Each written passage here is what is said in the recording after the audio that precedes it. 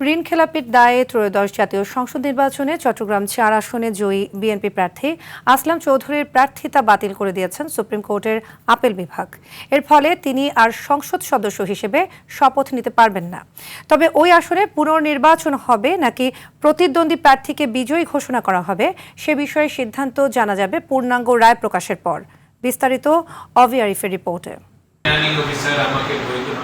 গত 12 ফেব্রুয়ারি অনুষ্ঠিত নির্বাচনে আসলাম চৌধুরী জয়ী হন। তবে আপিল বিভাগের আগের নির্দেশ অনুযায়ী তার নির্বাচনের ফলাফল আনুষ্ঠানিকভাবে প্রকাশ করা হয়নি। এর আগে হাইকোর্টে দেওয়া একটি রায়ের বিরুদ্ধে আপিল করা হয়েছিল। ওই রায়ে আসলাম চৌধুরীকে গত 12 ফেব্রুয়ারি অনুষ্ঠিত নির্বাচনে অংশ নেওয়ার সুযোগ দেওয়া হয়েছিল। গত 20 জুন আপিল বিভাগ মামলাটিতে 2 জ্যেষ্ঠ আইনজীবীকে অ্যামিকাস কিউরি হিসেবে মতামত দেওয়ার জন্য নিয়োগ দেন। পরে বিষয়টি পূর্ণাঙ্গ বেঞ্চে শুনানির জন্য নির্ধারণ করা হয়। পরে ঋণ খেলাপির অভিযোগ তুলে নির্বাচন কমিশনে আপিল করা হলেও তা খারিজ হয়।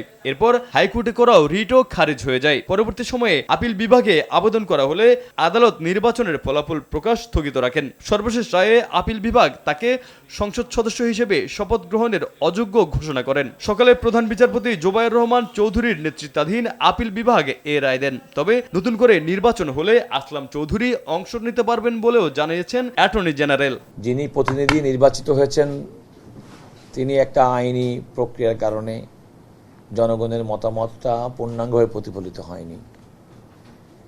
আমি প্রত্যাশা করি যে জনগণ তাদের মতামত আবার প্রকাশ করার সুযোগ পাবে। উল্লেখ্য, আসলাম চৌধুরীর বিরুদ্ধে 1700 কোটি টাকা ঋণ খেলাপির অভিযোগ রয়েছে। সংসদ নির্বাচনের আগে আসলাম চৌধুরীর বিরুদ্ধে ঋণ খেলাপির অভিযোগ এলে আপিল শুনানির শেষ দিন তার মনোনয়নপত্র বৈধ ঘোষণা করে ইসি। সেই সিদ্ধান্ত চ্যালেঞ্জ করে রিট হলে হাইকোর্টে তার প্রার্থিতা বহাল রাখে। পরে এ আদেশের বিরুদ্ধে একই আসনে জামায়াতের প্রার্থী Anwar Siddiqui leave to appeal করলে তা মঞ্জুর করে। আসলাম চৌধুরী নির্বাচনে জয় হলেও আপিলের চূড়ান্ত নিষ্পত্তি না হওয়া পর্যন্ত ফলাফল স্থগিত রাখে আপিল বিভাগ। এখানে আসলাম চৌধুরীর মামলায় সিদ্ধান্ত হলো যে তিনি শুরু থেকেই ঋণ খেলাপি ছিলেন, যদিও তাকে ইলেকশন করতে দেওয়া হয়েছে, ফাইনালি তিনি অযোগ্য ঘোষিত হয়েছেন। এদিকে আসলাম চৌধুরীর প্রার্থিতা বাতিল হওয়ায় ওই রায়ের প্রতিবাদে সীতাকুণ্ডের ঢাকা চট্টগ্রাম মহাসড়ক অবরোধ করে তার অনুসারীরা।